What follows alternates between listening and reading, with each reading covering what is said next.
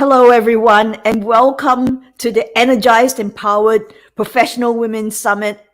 My name is Vanessa Mollard, and I'm here to really welcome you warmly. We've had an amazing 5 days, and this is the final session, and we have Kelly Swingler to close off the session, and I'm so excited to have her here. But before we do this, let's go through some quick housekeeping things. We are live on Facebook, YouTube, and LinkedIn, which is really exciting. The platforms are absolutely technology is so amazing in order to be able to get this out to as many people as possible. So I really encourage you to put in the comments, put in likes, put in questions in the comment section in all three platforms. And it doesn't matter whether you're watching it live or the replay. If you put it in there, we will see it, and we will respond, and we will support you as needed. So much love. Thank you for just joining us here. We are a group of women who have dedicated our lives to help women in burnout. And how we're going to do this during the summit, we are going to have real and raw conversations on how to identify, communicate, heal, and prevent burnout. And all of this will help you leave behind exhaustion, frustration, and of course, burnout to confidently take back your life with renewed energy and vitality. And we have some amazing bonuses from all the women who have come today and for this summit for them to be able to support you in this journey. So let's start for the last session of our summit. And I would warmly welcome Kelly. Vanessa, hi. Thank you very much for inviting me. I'm so pleased to be here with you. Well, I'm so pleased to be here with you too. I was looking through. I was looking through some when I was doing some research about burnout and what was. Sorry, I'm just getting some feedback here, so please excuse me. I'm just going to. That's fine before. Okay. Something's happening. That's okay. Right. So how did I meet Kelly? I was doing some research on burnout and just went, okay, what is burnout healing? What is burnout recovery? And also what is it leadership? What does leadership mean? And I came across her amazing talk on YouTube and what she had done in all her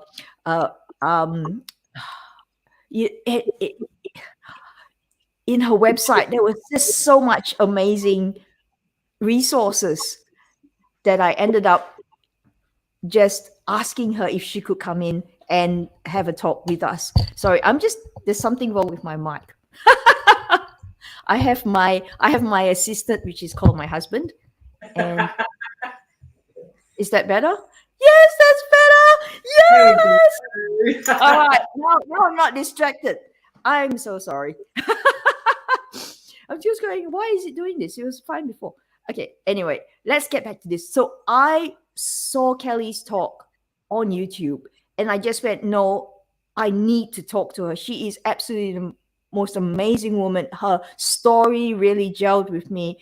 Everything about it really gelled me. And part of her talk is healing burnout from the core. And that's that core leadership that come from where we lead ourselves, where we start leading each other. I'll get her to talk about it, but I'm so excited because this is the culmination of what we've been talking, our conversations all week, where we realize, what's been happening to us. We realize those patterns, those behaviors, what's been coming in from the outside. And then we start to know, wow, we are strong on the inside. There's something in us that needs to come out. And now we are starting to heal. And when we heal, we start leading ourselves. And when we start leading ourselves, we lead others automatically with our love, with our cup that's overflowing. And I thought, wow, she's going to be absolutely a powerhouse in this interview. So I'm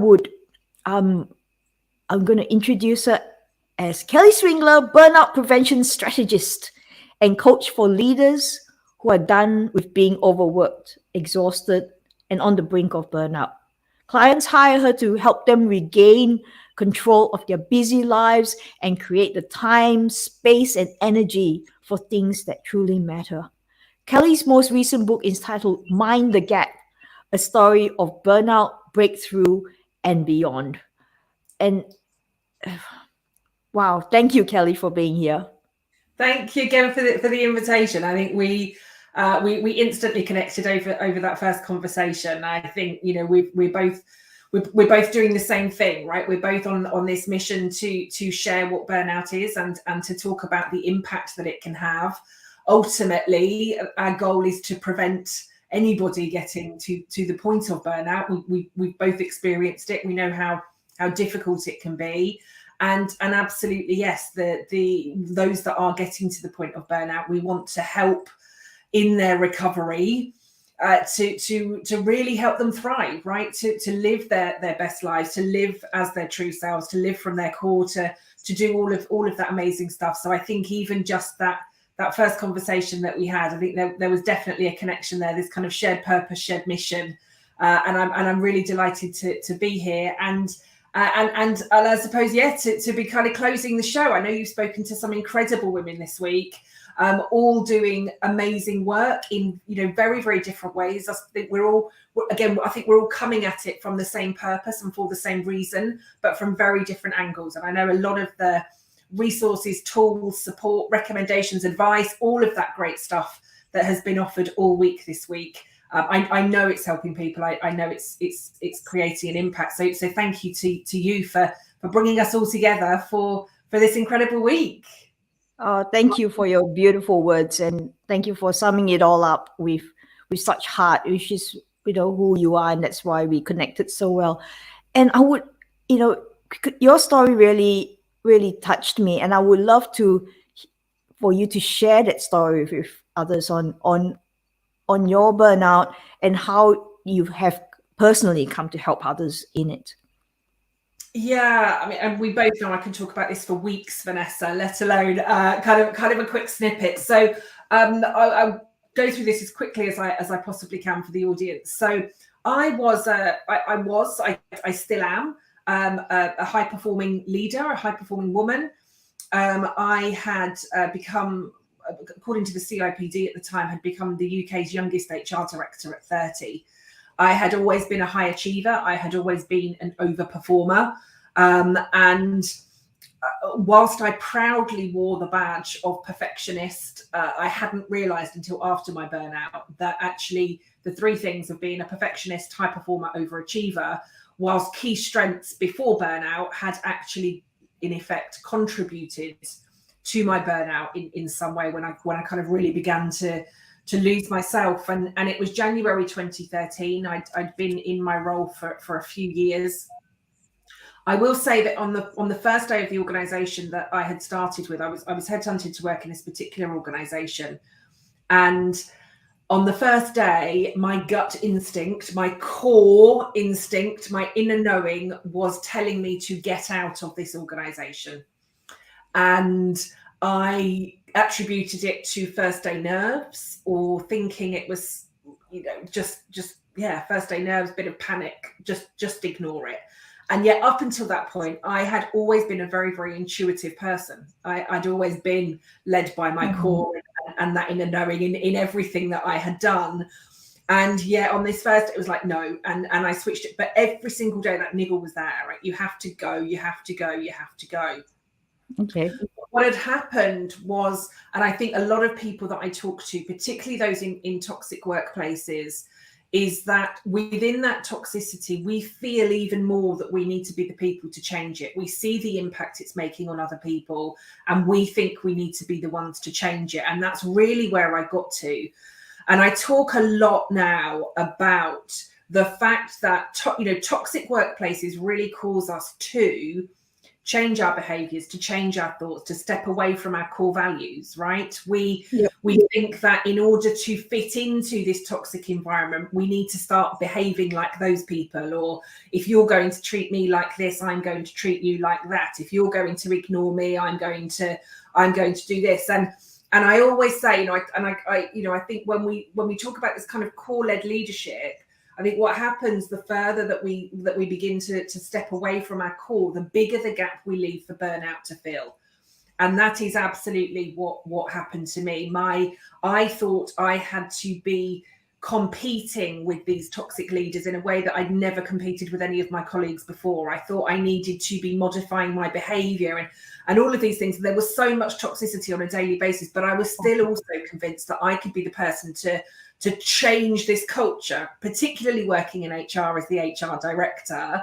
It's kind of ingrained in us that we are, the culture ambassadors, we are the people ambassadors, we are the ones that can turn this around. And I genuinely thought that that's what would happen. And in 2013, 2 years after I had been involved with this organization, the physical signs of burnout really started to take hold of me. I had gone back into work in the January after a Christmas break, not on board with what I was being asked to do at all. I felt what I was being asked to do was immoral and unethical, but I thought if it needs to get done, I'm going to be the person to do it because I will do it in an ethical and moral way.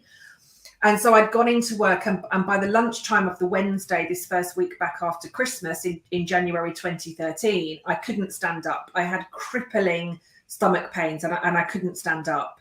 And my colleagues that I was sat in a room with had said to me, Kelly, you need to go home. And I was like, no, if I have to be leading this project, I'm going to do it to ensure it's done fairly and consistently. And I'm going to look after my team. And I'm going to show that I'm the best HR director that I can be. So I stayed and I went back into work on the Thursday, the following day, and the pain had worsened.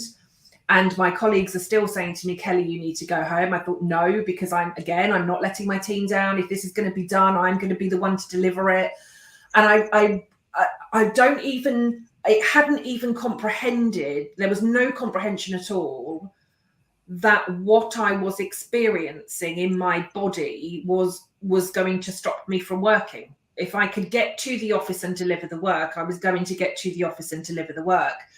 And I'd then gone back into work on the Friday, more pain to the point that I couldn't even lift my handbag up.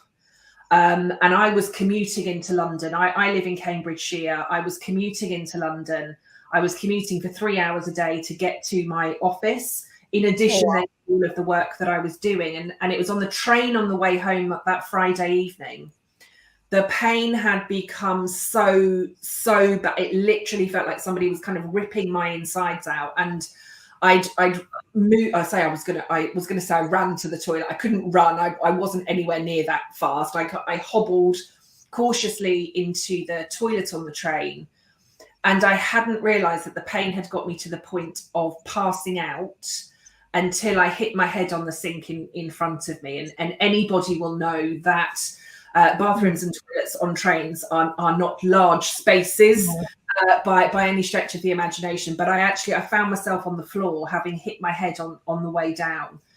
And I had hobbled back to my seat. I'd managed to get off the train at my station onto the platform. And thankfully, we were talking about before we went live, weren't we, about how the universe has our backs, right?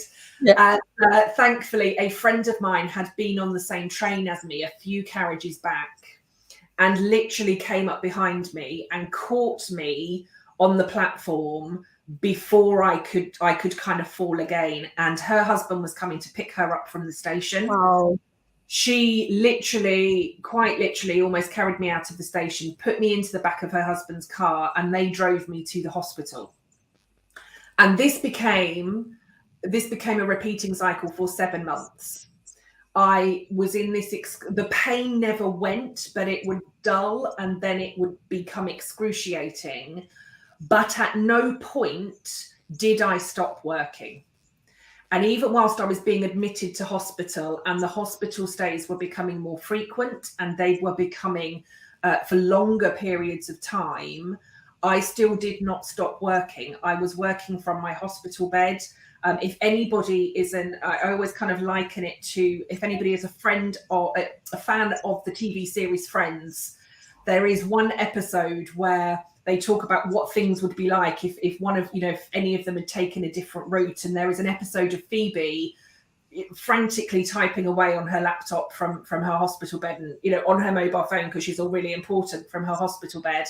And that was me. It never ever crossed my mind that I needed to stop working or that I needed to do anything any differently. And I was still working, and my organization was still allowing me to work. It was near. I ended up having 2 operations in 48 hours in the July. I was with 2 different consultants, 2 different hospitals for 2 different physically challenging health conditions that had developed because of the stress that I was putting my body through. And it was only at that point that my boss had shut off my email access, and I was so angry, right? So angry. This has been going on for 7 months, but I was so angry. And my mum had come in to see me in the hospital, and I was fuming, right? How dare my boss do this? And, who does he think he is? And who is he to cut off my... And my mum's like, Kelly, you need to stop. It's like, no, right? I can do this job. I can still be doing this. I can... And I just carried on going. And even when my boss had cut off my access, because I knew the email addresses of my team, even from my personal email address, I was emailing my team with updates and work and doing all of that kind of stuff, because that was the route that I was in, right? I needed to fix this. I needed to be in control. I needed to be the best person, the best leader. I needed to be running with all of this. And whilst I was in the recovery from these 2 operations, I had gone back for 2 check-ins, so that check-in with each of these medical consultants, and they'd both spoken to me for the very, very first time about stress levels in my life and burnout. And I basically thought both of them had just lost the plot completely, right? You don't know what you're talking about. I'm not stressed. There's nothing wrong with me. How dare you?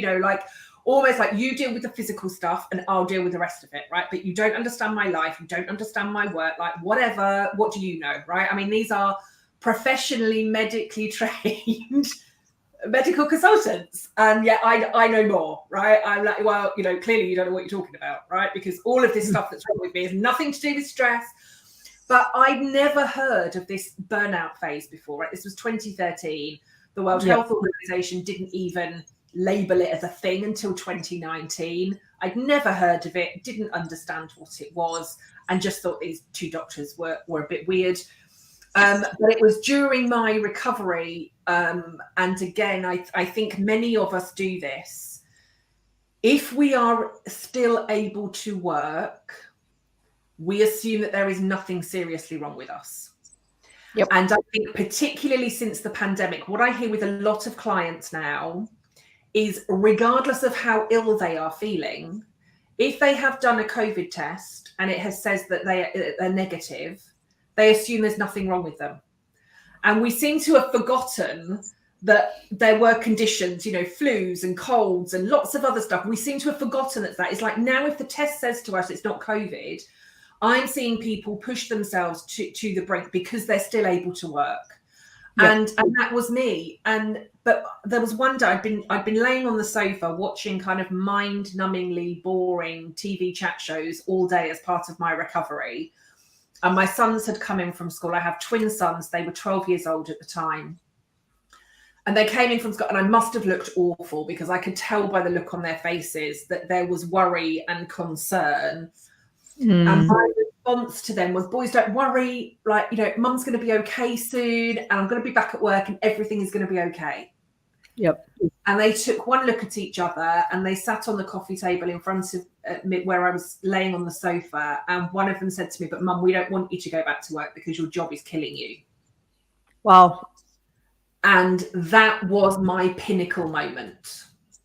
When I talk to clients, we all really talk about this pinnacle moment. For some people, it's been putting their mascara on for the 10th time that day because they've cried it off so many times because of panic or anxiety.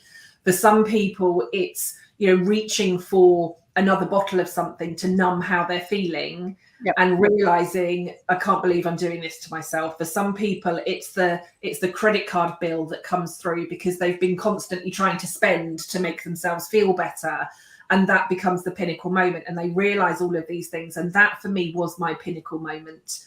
And I realized there and then that something had to change. And that for me was really doing a lot of the inward work to understand, to get like, where was I? Why had I let myself get to this point? Why had I, I'd said from the minute my sons were born, everything that I was doing was for them. Yep. Right. I wanted to ensure that they had the best life and that I could financially provide for them. Everything they had, I wanted to say that I'd been able to provide for them. But I'd lost somewhere along the way with wanting to do all of this stuff for my sons and wanting to be the best boss for everybody else. I'd lost myself. I'd literally stepped away from who I am, and I'd stepped away from what I believe in, and I'd stepped away from my core values and my core beliefs and my core strengths. And I'd allowed myself to get to this point of burnout. I had allowed myself to ignore that intuitive knowing part of me that said, get out of this organization. On day one, I had allowed myself to show my sons and my family and my team that work was the most important thing ever. That work was more important than me, that it was more important than my sons, than my husband at the time, than my friends, than my family, than my team. I'd literally showed that work was more important than everything. And I went back to work with this focus of, I am going to be nothing less than myself. I am going to be my core-led, absolute best self that I can be, and realize that in this toxic environment, I did not belong. And within 3 months, I had left. I at the time, I thought I'll just go and get another HR director job somewhere. But again, it was this inner pull. It was actually there's bigger work for you to do. You need your own business. You need your own consultancy. You've got to be doing some of this stuff. And so within 3 months, I'd left my corporate job with really no financial cushion whatsoever. We just kind of bought and renovated a house. So I left with literally no money in the bank at all, but with this inner drive and inner passion that I needed to be changing something. And 5 months into my business took off brilliantly. I started working with a lot of clients very, very early on. Everything was going brilliantly. And I then received a phone call about 5 months later from one of my ex-colleagues to say that my replacement, the HR director that had replaced me when I left, had died in her sleep whilst away at a leadership residential, and seemingly with no prior health conditions. But what I had then began to discover that nobody had really spoken about, there was this kind of unspoken stuff going on within this organization that I had left about the previous HR directors. And it was just like, we just don't talk about them, right? They just left. But it was after this lady called Alison, my replacement, had died, that I started to get more details, and actually about how the previous HR directors, to me, the reason that they had left in quite quick succession, all women, was because they had all become seriously ill and developed serious health conditions whilst at this organization. And that then became my quest. Yep. What was making us all ill? What was happening? Why was HR the only department in this team that was doing it? I reached out to the CIPD, so the Chartered Institute of Personnel Development here in the UK. And I reached out to them to say, what are you doing to support HR? And they basically said nothing. And I felt then like that had to become my mission, right? What are we going to do to stop this from happening? And I then started to study things like neuroscience, hypnotherapy, psychotherapy. I was looking at anything to do with stress. As more information and more research started to come out about burnout, I was soaking it up like a sponge. I was engrossed in all of this stuff, but I didn't just want to. It was like, once I've kind of done some of the brain stuff, what was happening to our physical bodies? What was happening to our energy levels? I started to get more engrossed with yoga and understand more about all of the different kind of energy bodies that we have. And I started to do stuff around Reiki. I was doing stuff around emotions. I was all of these kind of things. And then I burned out again in 2015. And that was, I think, the real eye-opener. It was like, okay, you didn't learn enough from the first one. Here's the second one for you. And I became very seriously ill with the first. The second pretty much nearly killed me. And that was where I began to distinguish between this healing versus recovery. Yep. Because I had recovered from my first burnout. I was able to move my body again. I was able to do my work again. I was growing a fantastic growing business. I was doing amazing work with clients. I'd developed this first mental well-being for HR program. I was working with amazing people. Life was great. I'd made the decision I was going to leave my marriage. I left my marriage. My sons and I moved. Like life was great. On paper, everything was amazing. But what I hadn't done was really do the deep inner work and really heal the reason that I had got to burnout in the first place. And some of that was feeling like I needed to prove my worth. Some of it was feeling like I needed to keep living as this perfectionist. Some of it was, I'm only good enough if I'm overachieving and high performing. And, why didn't I listen to my intuition? Why didn't I feel good enough? Why did I feel like I had to be pushing? Why did I have to be the one to get all the work done? And it was really there that a lot of the real deep inner work started to get done to allow me to fully heal, not just recover from the physical burnout, but to heal from literally, things that from my childhood that we don't even necessarily pay a lot of attention to, but the things that create the perfectionist, high performing overachiever, all of those sorts of things. And that became my journey. And I made the promise at that point that I was never, ever, ever going to step away from myself, from my core, from my knowing ever again. And 8 years later, I'm still here. I'm still doing the work. I'm still doing the work on myself, let alone the stuff that I help everybody else with. But I'm still doing all of that work on myself, which then allows me to do the work that I do with all of my amazing clients, and everybody that I work with is incredible. It gives me the opportunity to share my story and have conversations with you and other amazing women. I speak on stages all around the world to audiences all around the world, and I feel really, really privileged to be able to be talking about this and highlighting the issues and the traps that we can fall into unknowingly whilst we think we're doing all of the great stuff. And just really getting people to understand, sometimes our brains can play tricks on us. Sometimes our bodies can play tricks on us. It doesn't mean that we're not good enough. It doesn't mean that we're not doing the right thing. We just need to make some changes and really, really get back to our core. Yep. And to understand too, I think that we were doing what we could do with what we knew at the time. Absolutely. Yeah, completely. I mean, I look back on it now and just think, what were you thinking? Like, literally, what were you thinking? But absolutely, I was doing the best with what I knew or had in that moment. And even, even now, I look at some of the stuff that I was even doing 6 months ago, right? I've been on this journey now for a very, very long time. This is kind of 10 years in the making. I still now look at some things that I was doing kind of 6 months ago and think, what was that, right? It is, and it's an ongoing journey, and I'm grateful for that. And yeah, I'm here, and I'm now, it took me a very, very long time, but I think I'm now grateful for my burnout experience because of what I am now able to do as a result of coming through it in order to help other people. But there was a very long time, and I think that was part of the healing as well. There was a very long time where there was still a lot of blame, there was a lot of anger, there was a lot of frustration, and all of those things going on. So yes, I'm very grateful for where I am now.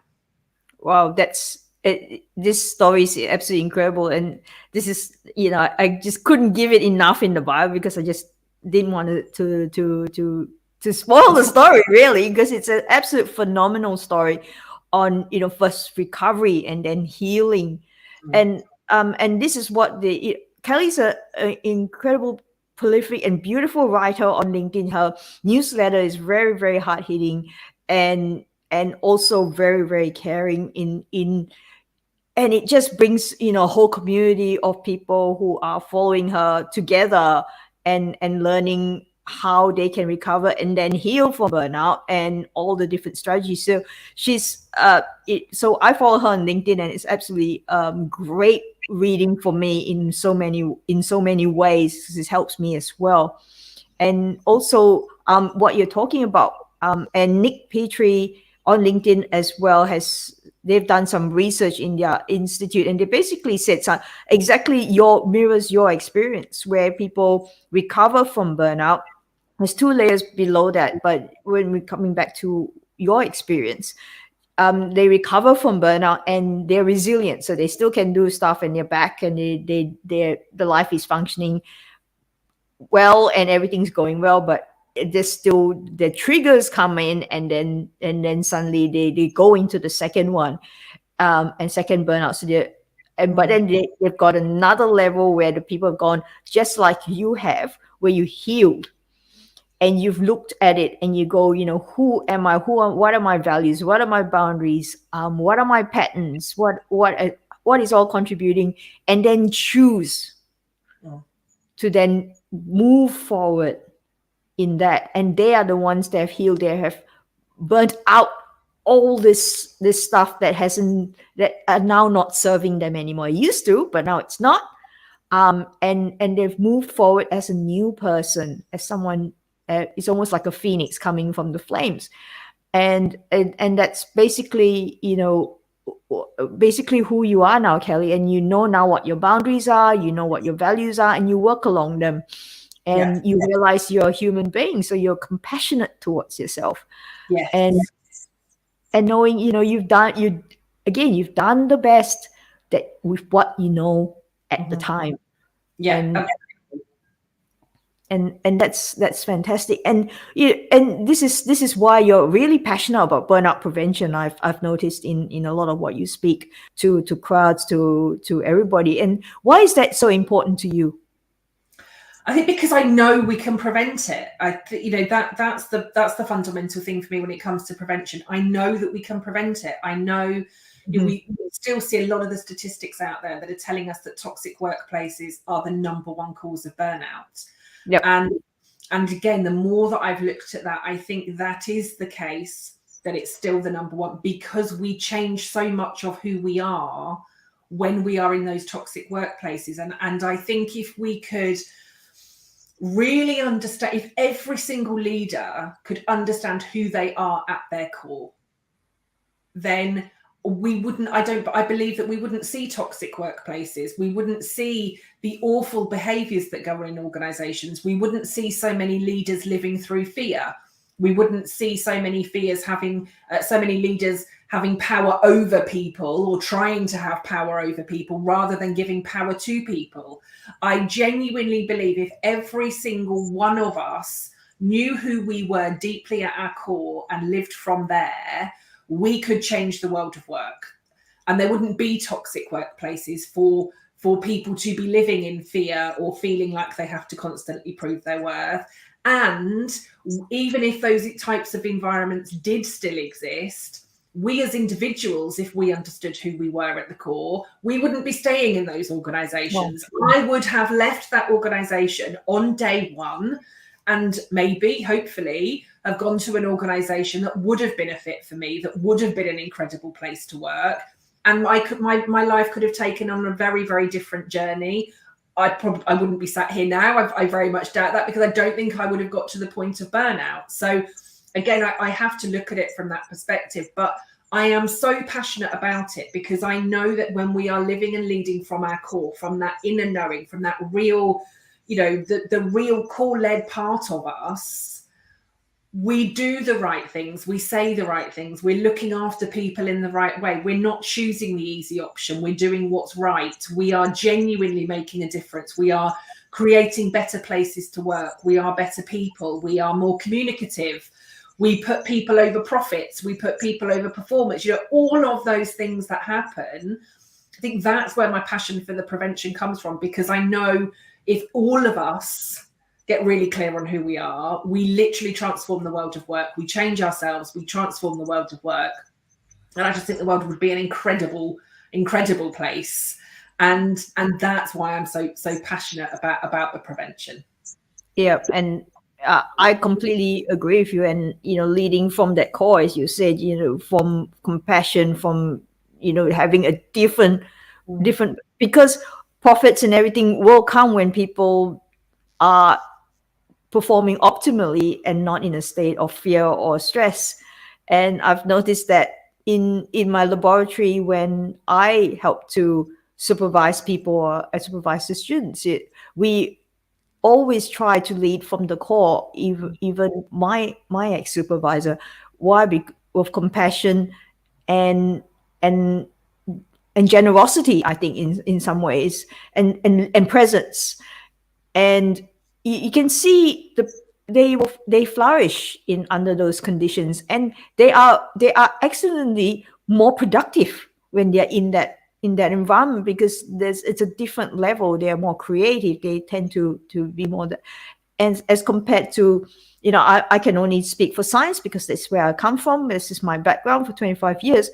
And I see some other labs that are run from a very different sort of environment. And while the people there are noticeably, they do still perform, but they're kind of not there for very much. There's a lot of changeover happening. And then when you actually talk to a lot of them, they just, yeah, they're despondent. They're overwhelmed by the whole thing, and some of them then end up dropping out of science. So it it's such a waste of just beautiful people and talent that we have in this world.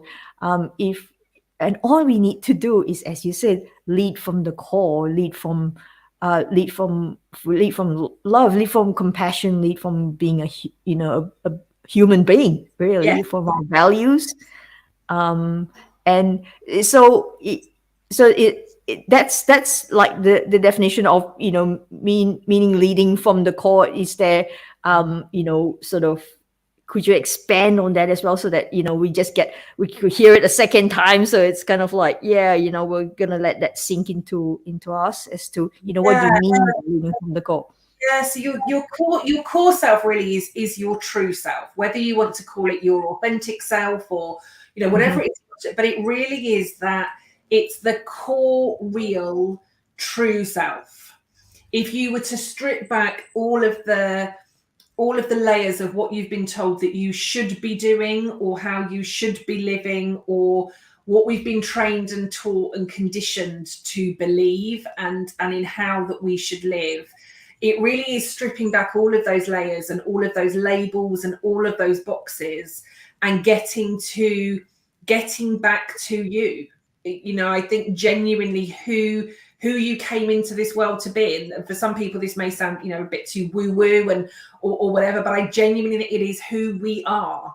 And I think that shows up for all of us. If you do something and you get that niggling feeling afterwards, that's, I don't think I should have done that, or you get those moments of anxiety, that's like that's a sign that you didn't make a call-led decision, or you didn't take a call-led action. That's a prompt to say, what could you have done differently?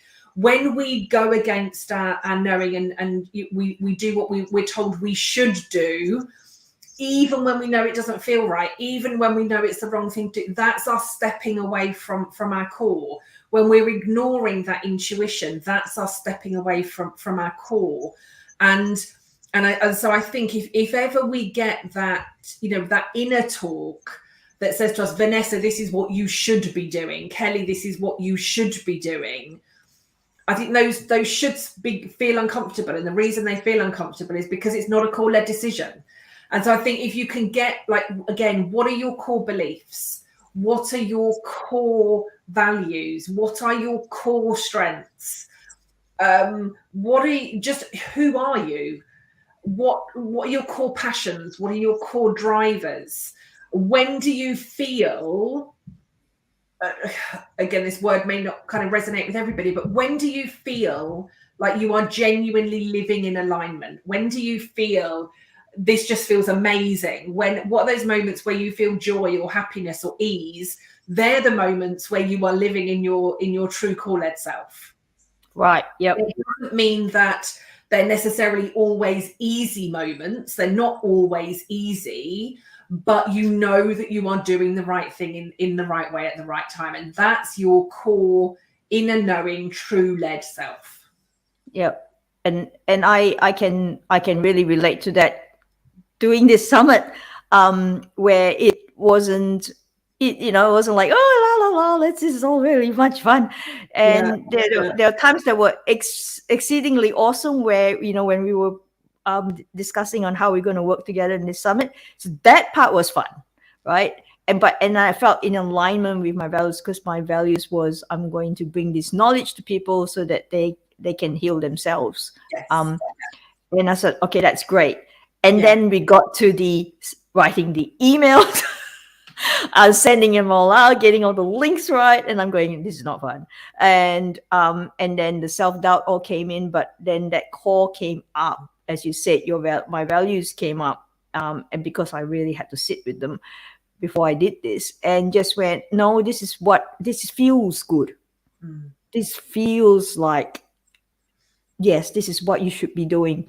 And as before when I didn't have that connection, I wouldn't know. I would be indecision all the time, and there was so much energy wasted. And then I would make a decision out of fear rather than actually out of what felt good. So when you say alignment, I really get that.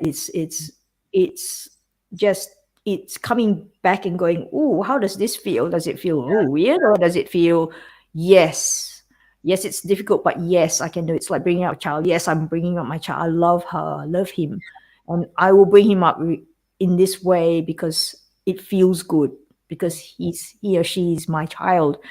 And it's not easy, but it's still good. Yeah. Parenting is the hardest job in the world ever. I have so much respect for all of you, and so much honor for all of you, that that journey is something that is I don't have personally, but just to see my friends and to share with, from an outsider's perspective, and to observe, wow, I truly, hats off to to all parents out there. Thank you for being such amazing people. And the biggest project in your life is bringing up this human being. So thank you for all of you. And so, what do you think stops people making these changes that they need to make in order to prevent burnout? I think a lot of the time, again, if we look at, I suppose, the type of people that get to burnout, and this isn't everybody, this is a bit of a kind of stereotyping, but like lazy people that don't care, that aren't engaged, that don't have any passion or any drive, like those people aren't reaching burnout. And that's not to say that everybody that is engaged and passionate and driven, that's not to say everybody then gets to the point of burnout.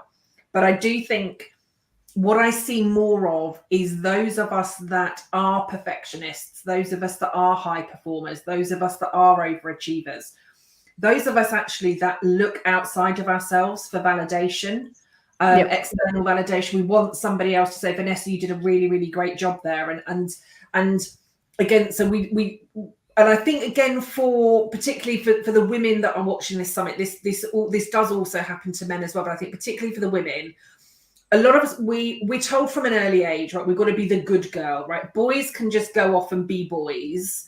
But actually, we're told that we need to be the good girls. And throughout school, a lot of what we get, we get the gold stars, we get the A's, we get the ticks in the boxes. We're told how amazing we are. We're told how incredible we are. At home, we're likely being told that we're great as well. And then we enter the world of work, and nobody's giving us gold stars or A's anymore.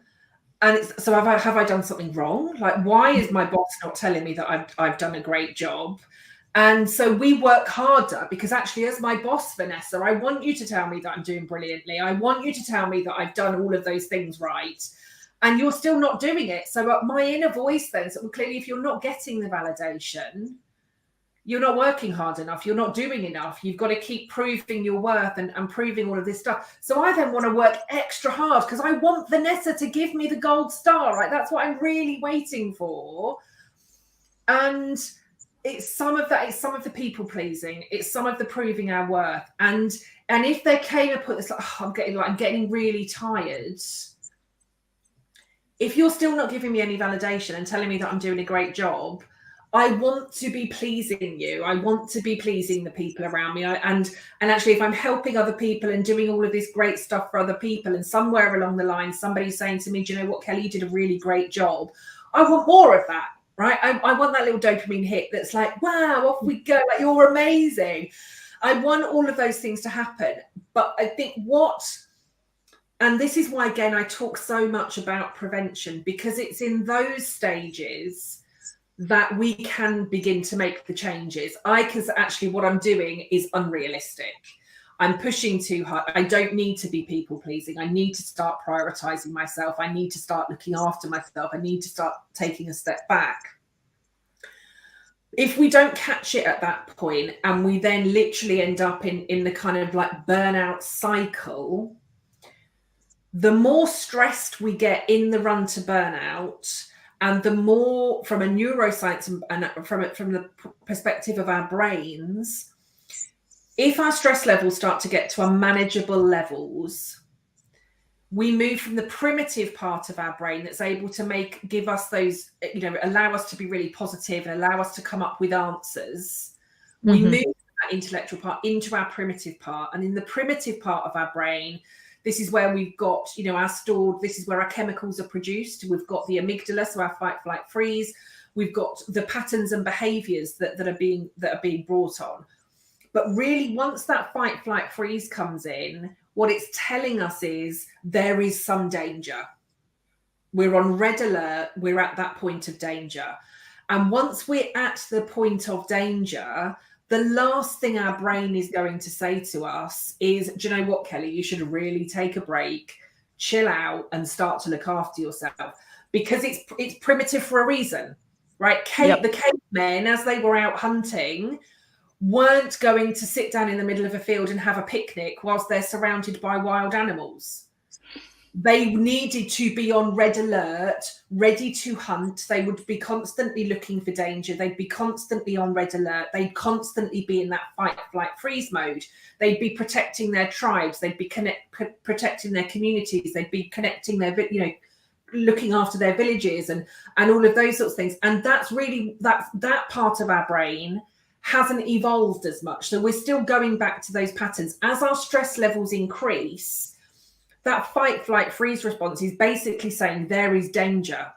And whilst it's not wild animals that we need to be, or other hunters or those sort of things that are coming after us, actually, whether it's mortgage payments, bills, that next email, that big meeting that you've got to do, whatever, when our stress levels get to that point, fight, flight, freeze, right, is keeping us safe. It's telling you, keep running, keep running, keep running, keep running.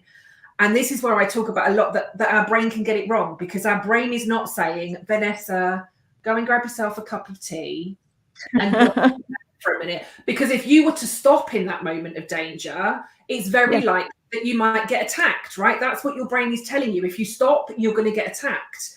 And so we don't want to be attacked. So we keep going, we keep going, we keep going. So I talk a lot about prevention, because if we can get the prevention in before those stress levels start to get to those unmanageable levels, and we all need stress. We need stress to get us out of bed in the morning. We need stress to help us achieve our goals. Vanessa, you will have needed some stress to get this summit organised and to keep everything going. We need those levels of stress for our motivation and our drive and our passion. But when that unhealthy stress level takes in, our brain cannot come up with solutions that tell us to slow down, to take a breath, to look after ourselves, to prioritize ourselves, because that's not what our brain is designed for. But if we can keep those stress levels low enough to allow us to do all of the preventative work that keep us calm and confident and happy and joyous and aligned and core led and all of those amazing things, if we can keep our stress levels at those levels and out of the danger zone, we do not get to the point of burnout. But the closer we get to burnout, the less likely we are to recognize that anything is wrong. And again, I spent 7 months in and out of hospital because there was nothing wrong with me, right? That's what my brain was telling me. My body was shutting down around me, but my brain was telling me, you have to keep going. And that's exactly what I was doing. Yep. And so if then this is so amazing. Like, this is actually, bringing everything that we've been talking about together here. And so in prevention, right, what's the one piece of advice that you will give anyone that's close to burnout now, and then they know, oh, I'm not quite yet, but I'm close, or maybe I have very high levels of stress. What would you say to them? What is the one thing that you would say to them right now? First thing, absolutely, is get clear on who you are. Absolutely get clear on who you are. Who are you? Who are you not? Which parts of you are you hiding? Maybe also which parts of you are you afraid to bring to the forefront? I think if we could genuinely focus on getting our children, as teenagers, as we get into the workplace, I think if we could focus on who are you rather than what do you do. I mean, I can't remember how old you, I can't remember how old I was, and I don't know if it was the same for you, Vanessa, but some of the very early conversations that I would have with family members, friends, teachers was all about, what do you want to do when you grow up, right? What job are you going to have? Nobody was saying to me, who do you want to be? Which parts of you do you want to bring out more? How do who is Kelly? Nobody ever said to me, who is Kelly, until I started to ask myself that question. And so if we can get really, really clear on who we are, then we begin to understand, why am I pushing? Why am I overworking? Why am I doing all of this stuff?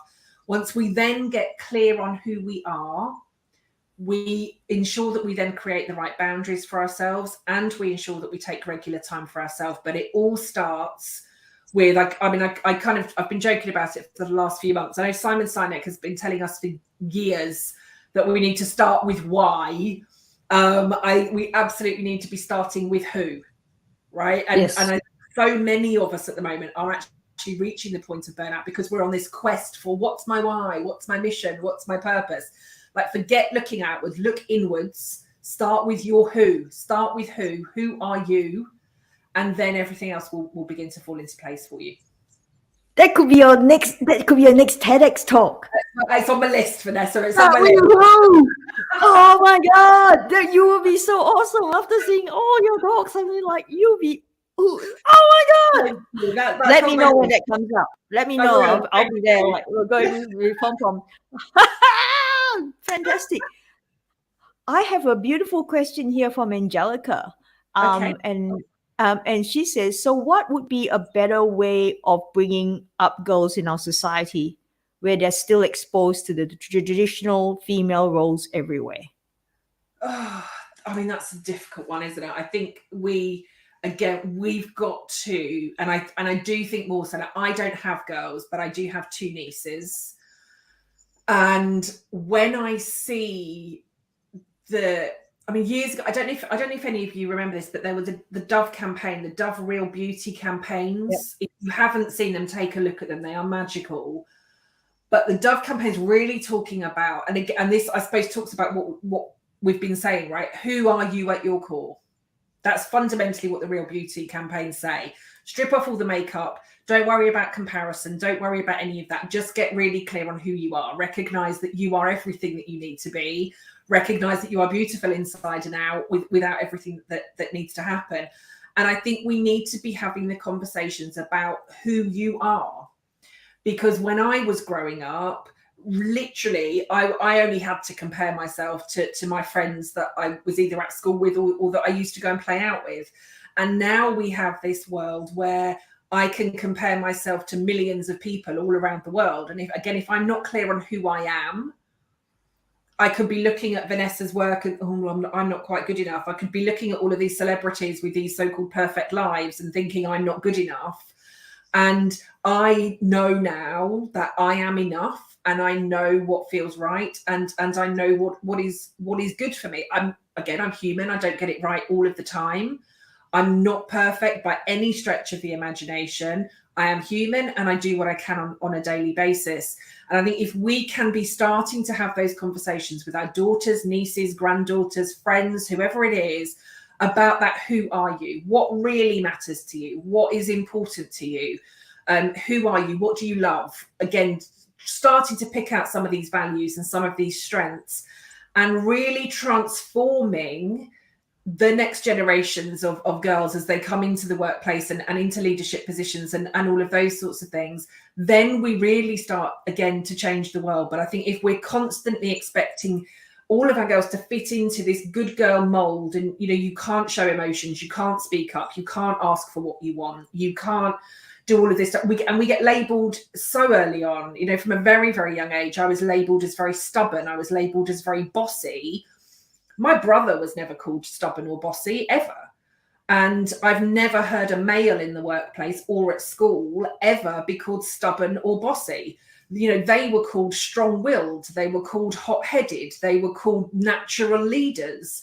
And yet I was brought up because my leadership was not, didn't fit the good girl mold of what I should have been doing, because I always spoke up and I always spoke out. And that got me labeled as stubborn and bossy. Whereas actually, if that is an inner part of me, bring it out more, right? Let's develop that as an incredible leadership skill. We want more of that. So I think we need to stop telling our girls, our daughters, ourselves to be less than we are. When I got into the workplace and even in secondary school, it was, Kelly, we love your passion, but we'd like a little bit less of it. We love how emotional you are, but we'd like a little bit less of it. Yep. We love your vision, but we'd like a little bit less. And again, all of those things, by the time I got to burnout, I think I was probably unrecognizable from my true self, because every single time somebody told me to be less than I was, I started to become less than I was, because I didn't want to be upsetting or offending people. I didn't want anybody to think that it was all about me. I didn't want anybody to, take away some of that praise and criticism, right? If people were like, well, Kelly's a bit loud, Kelly's a bit outspoken. Okay, I don't want to feel like I'm not doing what I should be doing, or if they think that, they're not going to be giving me the praise or the recognition and all of these things. And so I think we start to shrink. And actually, what we all need to be doing is just expanding. Right? Expanding into our true self, expanding into our core self, really embracing who we are at the core. I'm not Vanessa and Vanessa isn't me. And if we were to be put in a room and made to be, forced to be just like each other, one or both of us is going to have to shrink and change who we are in order to be that. Actually, we want more of Vanessa and we want more of Kelly, and let's see what greatness they can do together.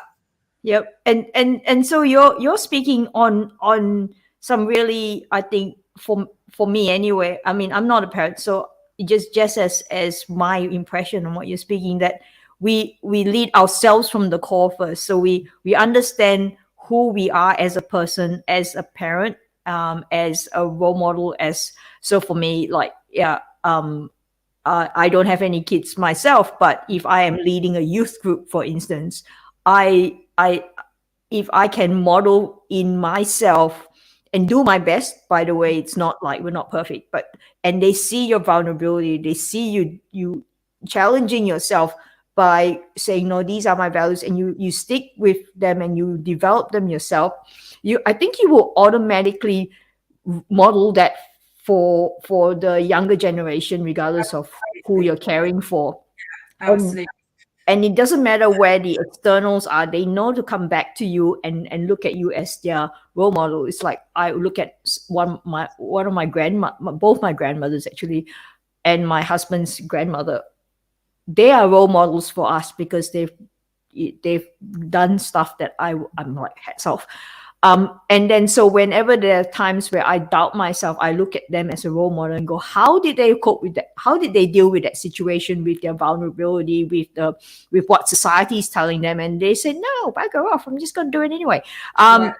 And then I go, no, I'm going to find that strength because I see that in them. So I'm feeling from you that is where we start. We start with leading from the core for ourselves first, from our values, and then that will be then translated automatically, I think, in how we speak to people around us, including children or younger members of society that we are so fortunate to be with. Yeah, fantastic. Yeah, absolutely. And there are, I'm not a parenting expert. I'm a burnout expert. I'm not a parenting expert, but there is an amazing woman who is a fantastic parenting expert called Dr. Shafali.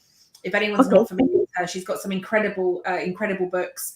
One I'm reading at the moment, which is A Radical Awakening, which again is really about how we as women can get back to our core.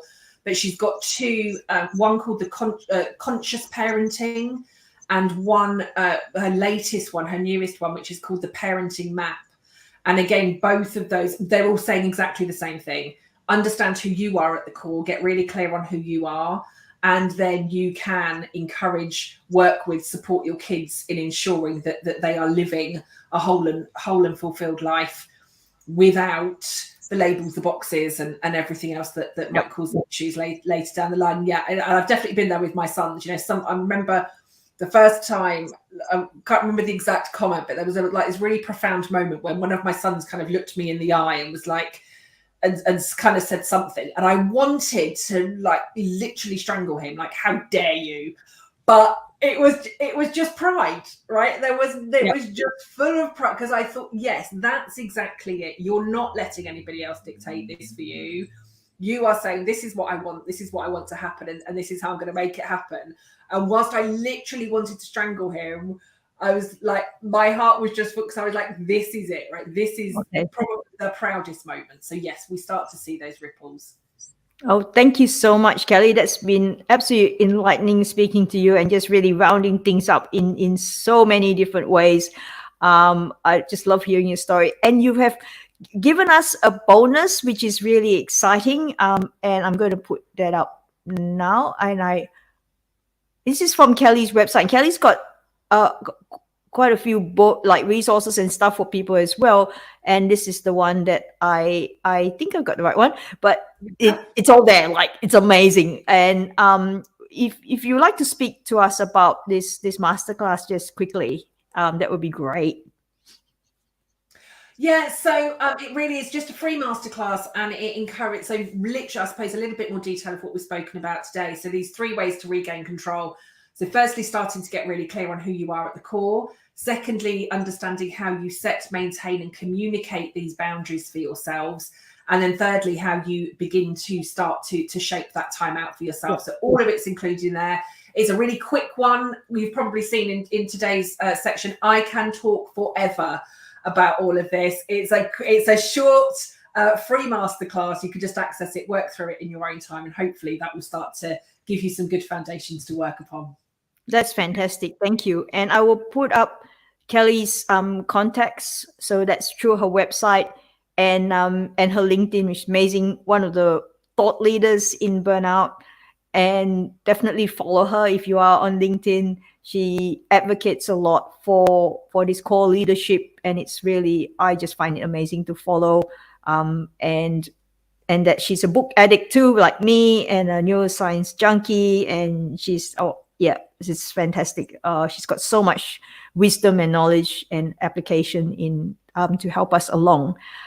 And before we end, I like to ask this question of everybody. You see yourself, your 7 or 8-year-old self, just in front of you right now, and she's in a moment. Her moment is sadness or joy or something. It doesn't matter. It's a moment. And you walk to her slowly, and you bend down and you whisper in her ear, what is the one thing that you would like her to know? Oh, my 7-year-old self just deserves the biggest hug ever, like literally the biggest hug ever. And just to hear that she can do whatever it is that she wants, literally do whatever it is that she wants, like no holding back, no worry, no doubt, no worry about what anybody else is going to say to her or what she needs to do, but just literally give her the biggest hug and tell her that she can be, do, and have whatever it is that she wants.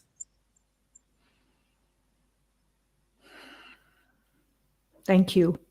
Thank you. Thank you. Thank you so much, Kelly, for this beautiful chat, for rounding up this summit for us, for being this open person to help people to really come back to themselves, to their core. I thank you for so much. And I thank everybody who is listening in the live replays. We are here to help and support you, and that this summit is for you. It's the resources, and these videos are for you at all times. So it is these links are here for you at all times.